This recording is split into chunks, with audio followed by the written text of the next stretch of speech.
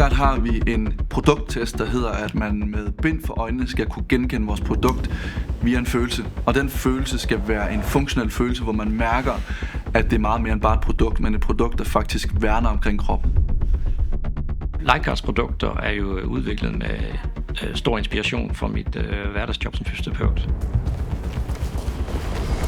Jeg tager udgangspunkt i de problematikker, jeg oplever ved patienterne kommer ind, og så prøver jeg egentlig bare at se, hvad kan vi gøre for at udbedre det. Er der et eller andet her, vi kan gå ind og arbejde med i noget sportsbeklædning, der faktisk kan være med til at fjerne nogle af de her problemer.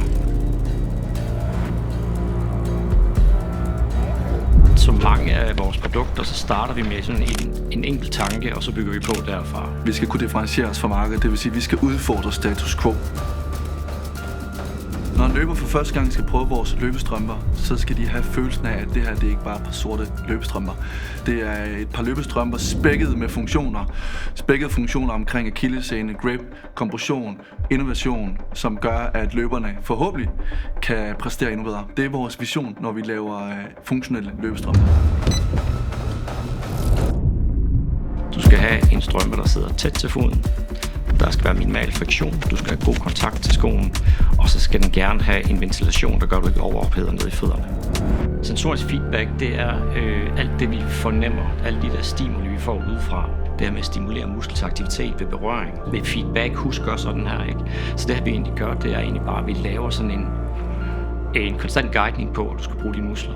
Bindtech'en er egentlig designet til, at man hele tiden bliver mindet om, at man lige skal rette sig op. Teknologien minder på nogle måder omkring vores GlueTech, også hvor det her stramme elastikbånd jo faktisk skal stimulere til muskelaktivitet. Så det er det samme, vi har valgt at gøre i vores baselayer.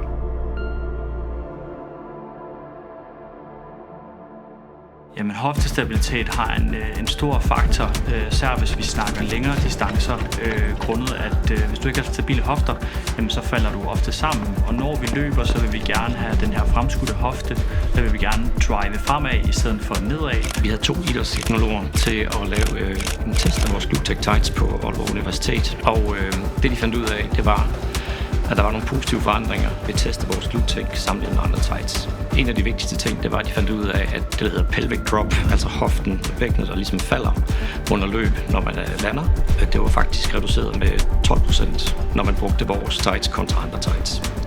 Når man udtrættes, så er ens stabilitet omkring hofterne dårligere, og det gør også bare, at du har en dårligere løbeøkonomi. Så jo mere stabil du er omkring hofterne, jo mere kan du bruge din energi til at løbe bevægelsen fremad. Man kan ikke nørde for meget i at øge evnen til at præstere endnu bedre, og derfor tror vi på, at der ikke er nogen endestation for Lifeguard i forhold til at optimere præstationsevnen. Der er bare de her små marginaler, man får ved at have noget ordentligt produkt på, og igen, man har ofte også den her følelse af, at når et produkt føles godt og sidder godt, så performer man også bedre. Vi er jo ikke færdige, vi bliver med at kigge ind i de her små ting, vi kan gøre for at optimere vores brugers løbeoplevelse. Vi har den indstilling, at produktet er færdigt, når det er færdigt. Og så må det komme, når det er klar. Det er vores tilgang til vores produktudvikling. Og så har vi udgangspunktet, der hedder kroppen først.